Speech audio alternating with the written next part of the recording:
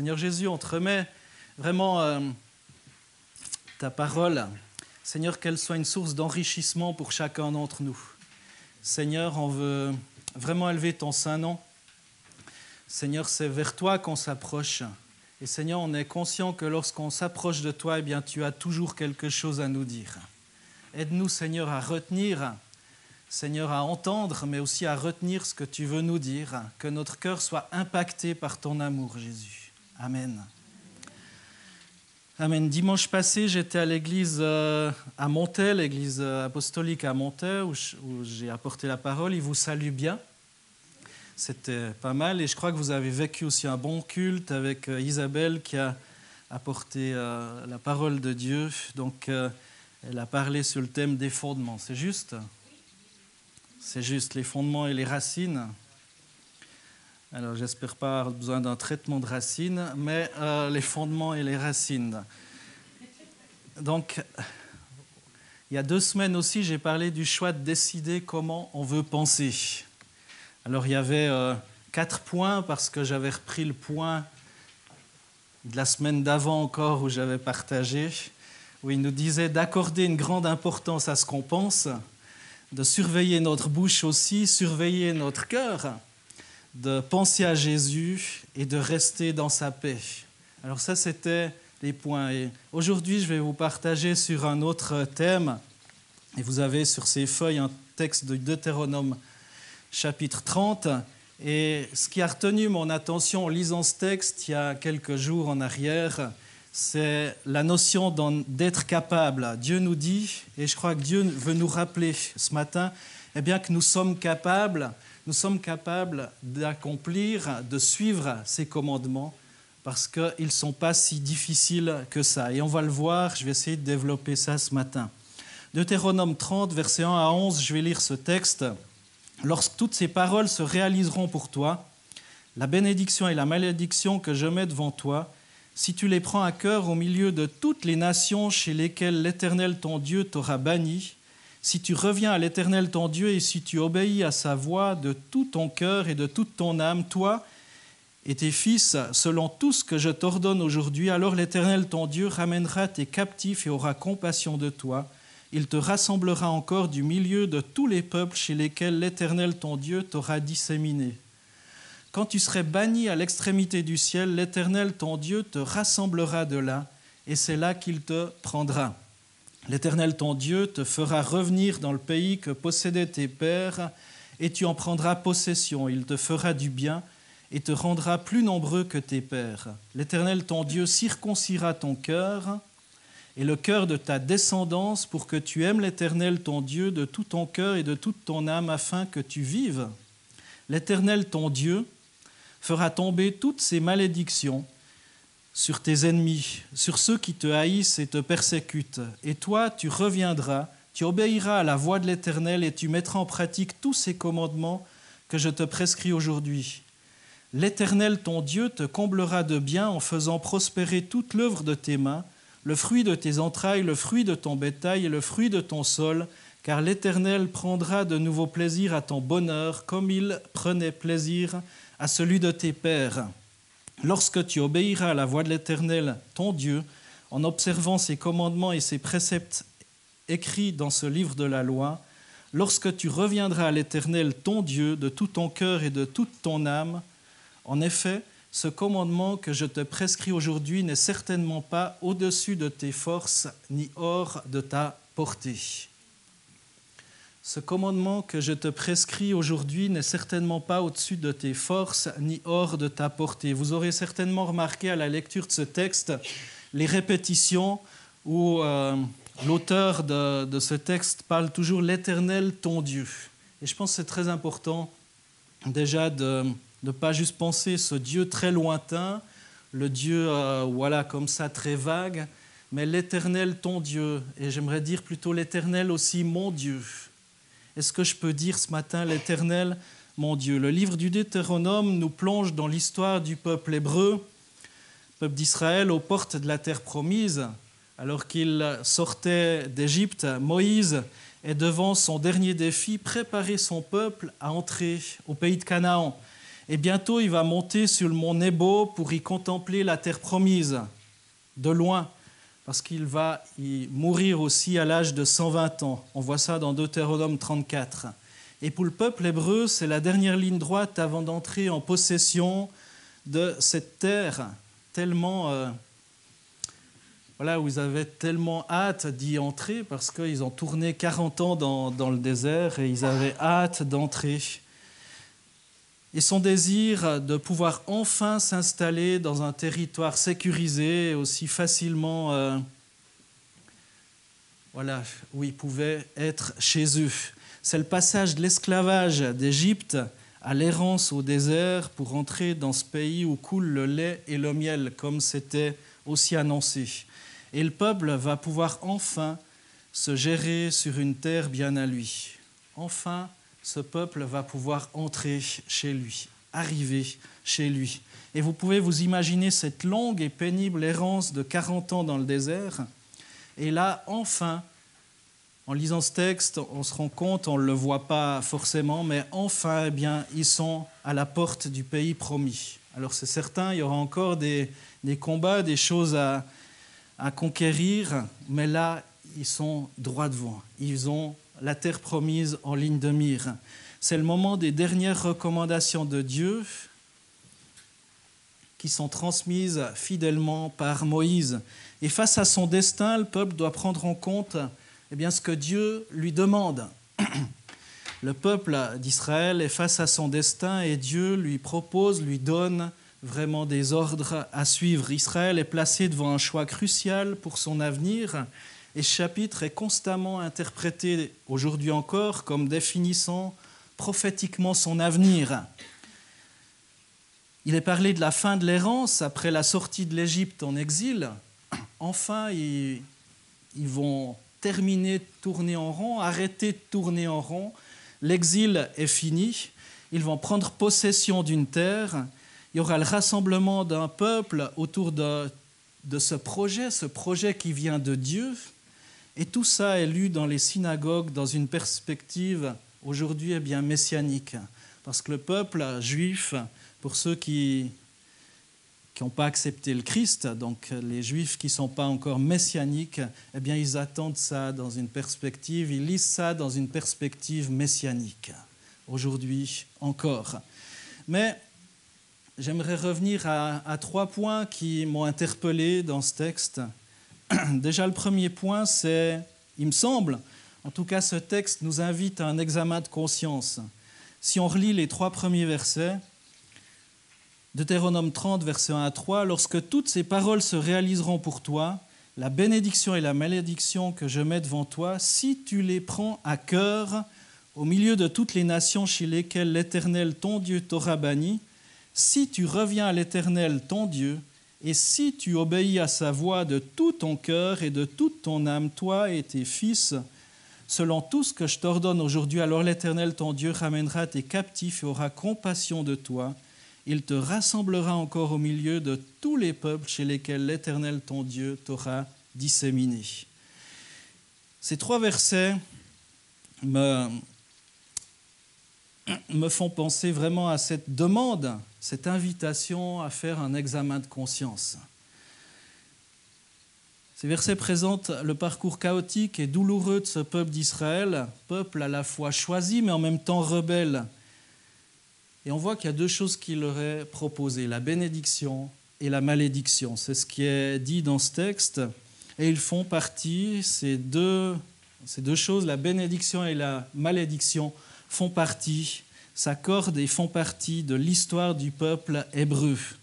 Alors rappelons que le mot hébreu beraka, traduit par bénédiction, indique la provenance, cette bénédiction qui vient de l'Éternel. Alors vous connaissez aussi certainement cette expression qui vient de l'arabe, avoir la baraka. On le dit des fois, je ne sais pas si ça se dit, en tout cas, ça se disait en tout cas chez les Neuchâtelois, peut-être pas chez les Valaisans, j'en sais rien, mais avoir la baraka, c'est avoir la chance, avoir la bénédiction. Et c'est très proche de bereka, donc l'arabe et l'hébreu, souvent des mots se croisent, s'entrecoupent. Donc c'est un mot arabe qui veut aussi dire bénédiction, faveur du ciel. ou avoir de la chance. Donc c'est intéressant de voir aussi que même dans l'arabe, ce mot très similaire veut dire bénédiction, faveur du ciel. Mais Bereka, donc la bénédiction de l'Éternel, on devrait dire la bénédiction de l'Éternel. Ce n'est pas juste la bénédiction comme ça, mais c'est la bénédiction de la part de Dieu. Donc pour celui qui le reçoit, ce verset est source de prospérité, il est aussi don, et en langage de paix, c'est aussi une louange à l'Éternel, la bénédiction de Dieu. En opposition, le mot hébreu « kelala », traduit par malédiction, recouvre aussi l'idée de diffamation, imprécation, calomnie, etc. Toutes les choses mauvaises. Donc on voit l'importance de faire notre examen de conscience. Et vous avez peut-être vu dans ce texte de Deutéronome 30, « Si tu les prends à cœur au milieu de toutes les nations chez lesquelles l'Éternel, ton Dieu, t'aura banni. » Si tu prends à cœur la bénédiction et la malédiction, si tu te rends compte qu'il y a la bénédiction qui est là pour toi, si tu fais cet examen de conscience, dit en d'autres mots, de ton cœur, là où tu es, est-ce que tu marches dans la bénédiction, dans la faveur de Dieu ou dans la malédiction? Donc on voit l'importance de faire notre examen de conscience. Dieu refuse de reconnaître une certaine forme d'amnésie. Il faut que chacun tire des leçons de ses égarements.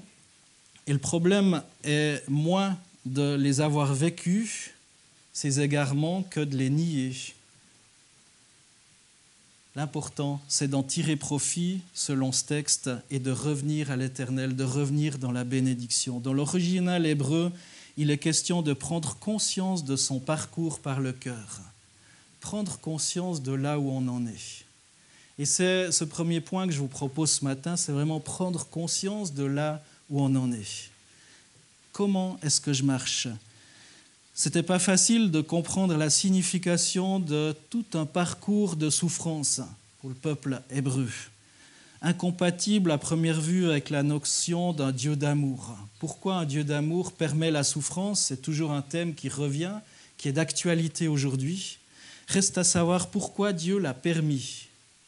Je ne crois pas que Dieu a suscité, entre guillemets, cette souffrance ou cette malédiction, mais Dieu a permis. Et en tout cas, méfions-nous de nos appréciations à l'emporte-pièce par rapport aux souffrances, que ce soit les nôtres ou celles vécues par d'autres personnes. Pédagogiquement, c'était impensable que la transgression de la loi reste sans conséquence.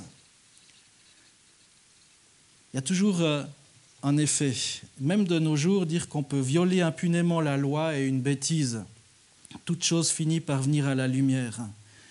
Et c'est une garantie pour la sécurité et le bien-être, pour vivre ensemble. Et sur un plan spirituel, est-ce qu'il peut en être autrement ? C'est important de prendre conscience de là où j'en suis, de là où vous en êtes.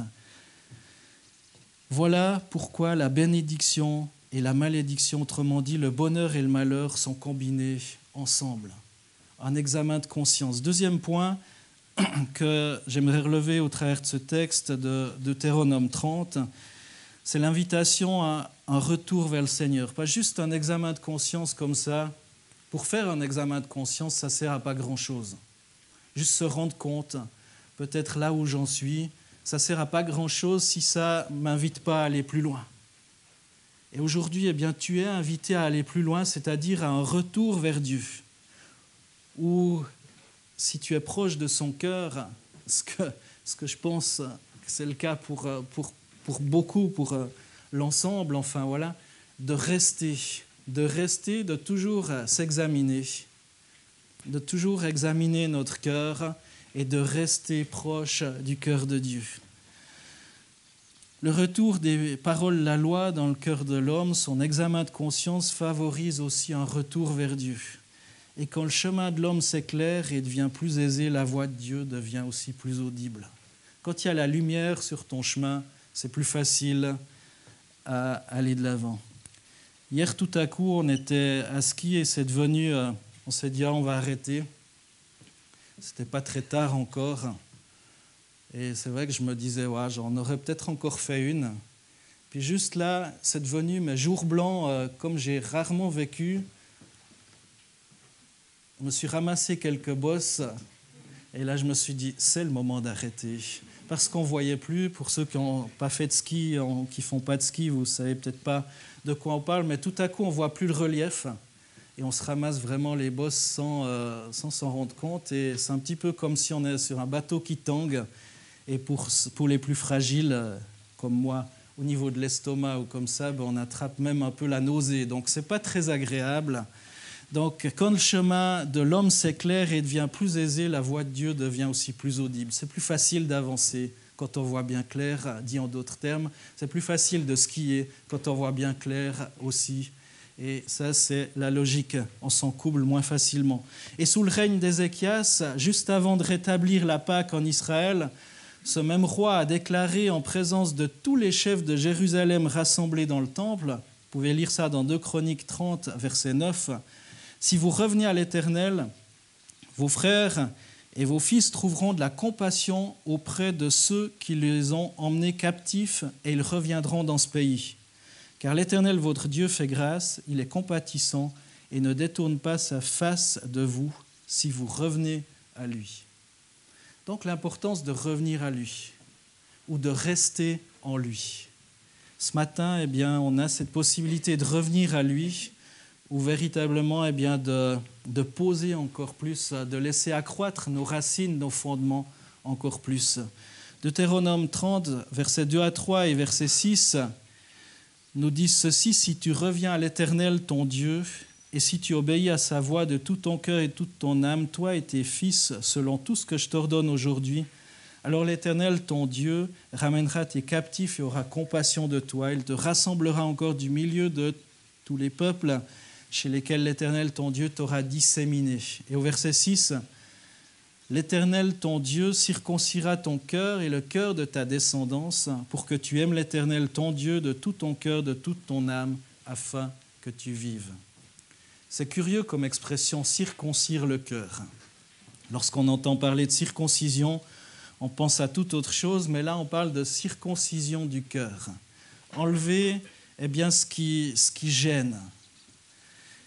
C'est une belle expression qui met aussi en lumière plusieurs aspects importants. Elle nous dit que notre Père Céleste souhaite une proximité de relation, circoncire notre cœur. Notre cœur, c'est aussi une façon de parler. C'est de là, selon notre conscience, qu'on ressent les choses. Enfin, c'est comme ça qu'on le décrit, évidemment, dans le langage populaire. Et la Bible utilise aussi ce qu'on est capable de comprendre. L'Éternel, ton Dieu, circoncira ton cœur. Donc ça nous dit aussi, je suis ton Dieu, fais-moi confiance, je veux que ton bien. Je veux enlever tout ce qui gâche un petit peu, tout ce qui est du superflu dans notre relation. Ça nous rappelle aussi que si on revient vers Dieu, c'est lui qui prendra l'initiative de circoncire notre cœur, c'est-à-dire de nous garder en lui. Symboliquement, ça signifie que Dieu ôte le charnel qui recouvre le cœur pour le mettre à nu. Et cette illustration a pour objectif de nous servir aussi à la compréhension d'une relation vraie, personnelle et spirituelle avec Dieu. Et la circoncision devient aussi signe d'appartenance à Dieu. Et en réponse, Dieu manifeste sa bonté.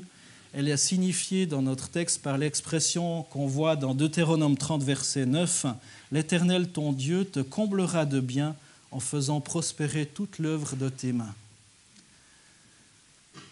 Alors vous comprendrez pourquoi hier soir j'étais un petit peu choqué parce que j'avais déjà préparé ce message en entendant que ma fille était à l'hôpital avec des problèmes de cœur, comme on m'a dit. Enfin voilà, l'Éternel ton Dieu circoncira ton cœur et va prendre soin de ton cœur. Et c'est aussi comme une promesse, comme une bénédiction. L'Éternel, en d'autres termes, veille sur ton cœur, veille sur ton âme. Et de plus, pour nous encourager, Dieu nous assure aussi que son commandement est raisonnable et accessible. Et il suffit qu'on revienne à Dieu de tout notre cœur et de toute notre âme. Donc, un examen de conscience, un retour aussi vers le Seigneur. Et troisième point, eh bien, ce n'est pas quelque chose de difficile. Tu es capable. Tu es capable d'y arriver. Ce n'est pas quelque chose où il faut que tu te prennes la tête. Et pour ça, on peut relire Deutéronome 30, versets 11 à 12. Le verset 12 n'est pas sur votre feuille, mais vous pourrez le chercher dans votre Bible. En effet, ce commandement que je te prescris aujourd'hui n'est certainement pas au-dessus de tes forces ni hors de ta portée. Il n'est pas dans le ciel pour que tu dises « Qui montera pour nous au ciel ?» Nous l'apportera et nous le fera entendre afin que nous le mettions en pratique. Des fois, avec la Bible, on se prend la tête. On se prend la tête et on cherche midi à 14h ou voilà. Et là, ce texte nous rappelle, mais prends-toi pas la tête. Tu es capable. Ce que Dieu nous demande, on est capable de l'accomplir. On est capable de le mettre en pratique. Ce n'est pas un ensemble de méthodes compliquées, d'efforts à plus en finir. Ce n'est pas toi qui dois toucher le ciel pour que Dieu t'exauce enfin. Et au verset 12, il dit « Il n'est pas dans le ciel pour que tu dises qui montera pour nous au ciel. Nous l'apportera et nous le fera entendre afin que nous le mettions en pratique. » Il n'y a pas besoin de monter au ciel pour mettre en pratique. Dieu te rend capable. Si tu fais cet examen de conscience, si tu reviens à l'Éternel, Dieu te rend capable parce qu'il va circoncire ton cœur, en d'autres termes, te rendre capable d'accomplir sa parole, d'accomplir ses commandements, d'accomplir ce retour à l'Éternel. Tu n'as pas besoin de courir tous les séminaires, d'aller aux États-Unis, en Australie pour saisir la bénédiction. C'est ce qu'on voit au verset 13. Il n'est pas de l'autre côté de la mer pour que tu dises « Qui passera pour nous de l'autre côté de la mer, nous l'apportera et nous le fera entendre afin que nous le mettions en pratique. » Ce n'est pas interdit de le faire, ce n'est pas ça que je suis en train de dire. Mais la Bible nous dit « Tu es capable avec ce que Dieu te donne ici. » pour accomplir la parole du Seigneur, pour la mettre en pratique. Romains 10, verset 8, nous précise que la parole est près de toi, dans ta bouche et dans ton cœur.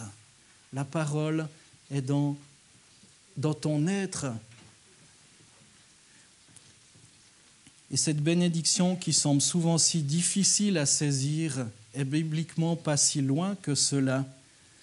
Elle est même à la portée de notre bouche, comme nous rappelle ce texte. Deutéronome 30, verset 15, boucle à boucle, en nous rappelant « Vois, je mets aujourd'hui devant toi la vie et le bien, la mort et le mal. » Dieu met devant nous la vie et la mort. Et ce n'est pas une nouvelle doctrine, c'est clairement enseigné par la parole de Dieu, la parole de la foi. Et tous les jours de notre vie, je crois qu'on est appelé à faire des choix. À faire des choix. Est-ce que je veux suivre Dieu ? Ou est-ce que je veux suivre ma volonté ? En fait, il y a beaucoup de choix qu'on fait. Il n'y a pas besoin de se poser 1001 questions bien souvent ou de passer des heures à prier pour savoir ce que Dieu aime. Il suffit de lire la Bible, la parole de Dieu, pour savoir, je dirais, les grandes lignes de notre comportement dans notre vie avec notre famille. En fait, c'est dans notre cœur. Cette parole, elle est à notre portée. Et en plus, elle est rappelée dans ce livre, la Bible. Alors j'aimerais conclure ce message. Le début du chapitre plaçait chaque Hébreu devant une alternative, soit la bénédiction, soit la malédiction. Et la bénédiction est identifiée à la vie et la malédiction à la mort. Et il faut regarder la question de la malédiction ou de la mort au travers de l'amour de Dieu. On pourrait se dire, ouh là là, mais comment considérer la malédiction au travers de l'amour de Dieu? Eh bien justement, en fonction de tout ce que je viens de décrire, parce que Dieu est juste, et Dieu désire qu'on soit dans son amour, qu'on soit dans sa bénédiction, mais comme j'ai prêché il y a quelques dimanches en arrière, il ne nous force pas d'être dans sa bénédiction, il ne nous force pas la main, il nous le propose. Et aujourd'hui, il nous propose un retour pour ceux qui sentent qu'ils ont besoin de revenir au Seigneur, et il nous propose aussi de circoncire tout à nouveau notre cœur, c'est-à-dire d'enlever tout ce qui nous empêche d'être pleinement enracinés en Jésus-Christ. Et la bénédiction donc est identifiée à la vie. Et il faut regarder la question de la malédiction ou de la mort au travers de cet amour de Dieu, comme je viens de le dire. Et pour renforcer cette vérité, Dieu insiste comme un Père aimant. La vie traverse tout le message de Dieu dans tous les livres de la Bible. Elle est liée à l'amour, à la lumière, au bien. Et la mort est liée aux ténèbres et au mal. Dieu ne veut pas que le méchant meure, mais Dieu veut qu'il change de conduite. Et on lit ça dans différents textes de la Bible. J'ai choisi celui d'Ézéchiel 33, verset 11, qui nous dit ceci. « Dis-leur, je suis vivant. Oracle du Seigneur l'Éternel, ce que je désire, ce n'est pas que le méchant meure, c'est qu'il change de conduite et qu'il vive. Revenez de vos mauvaises voies. Pourquoi devriez-vous mourir, maison d'Israël ?» Quand on lit ce texte, on pourrait se dire, on pourrait penser à la vie terrestre. Mais le prophète Ézéchiel pense bien plus loin. Il ne parle pas de la mort physique, mais il parle de cette mort, c'est-à-dire cette séparation d'avec Dieu, une séparation éternelle d'avec Dieu.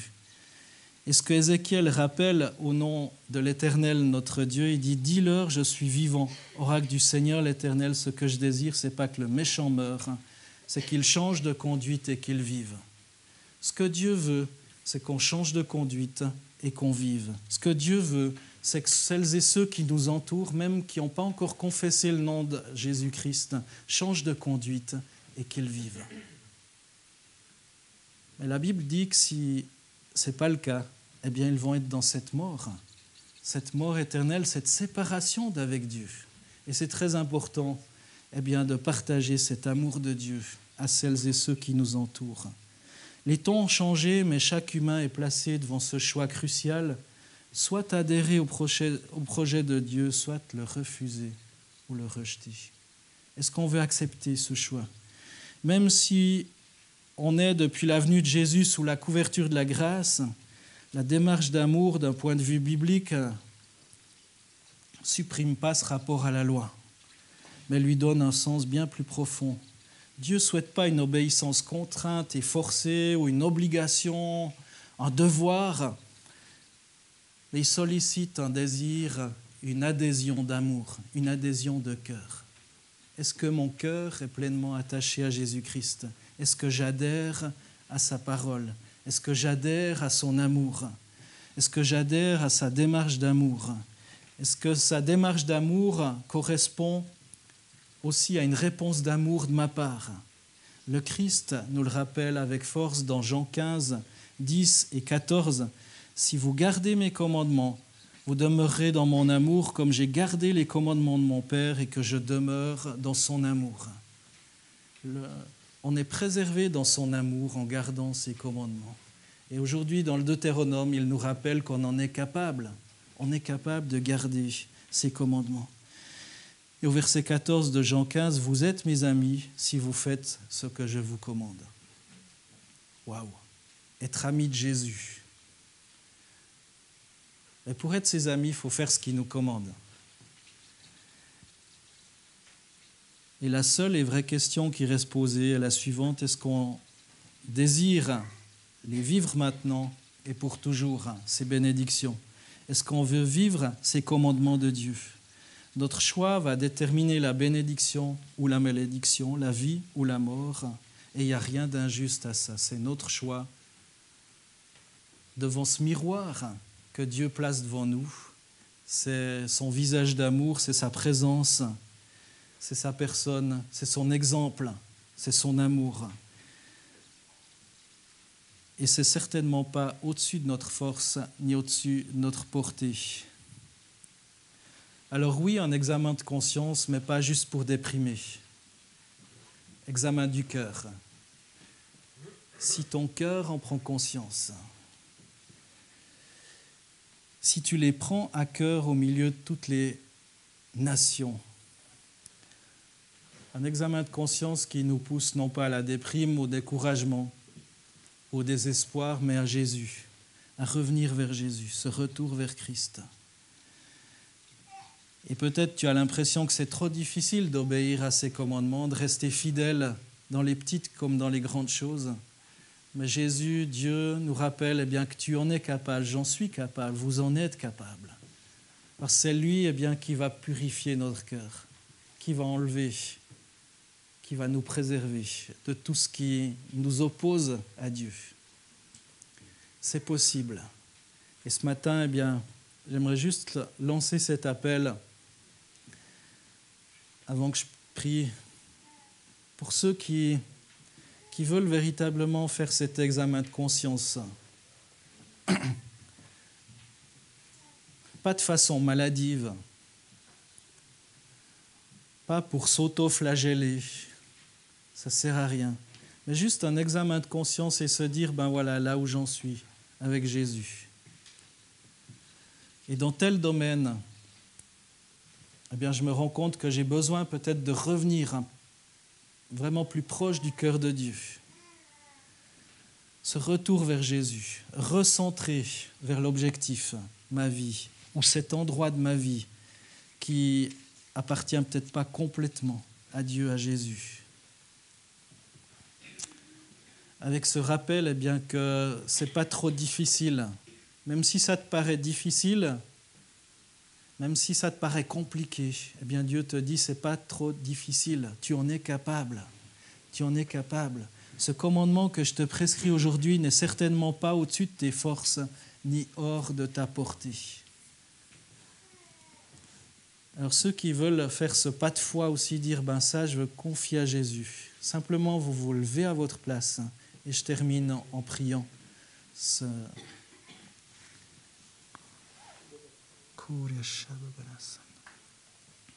Simplement vous vous levez à votre place si vous voulez faire cet examen de conscience et revenir à Jésus pour tel domaine. Vous dites ben Seigneur Jésus, je veux te donner les droits dans cet endroit de ma vie qui ne t'appartient pas encore pleinement. Seigneur, je te confie ces frères et sœurs qui se sont levés, tu les bénis tout particulièrement. Seigneur, tu leur donnes de pouvoir se centrer sur toi.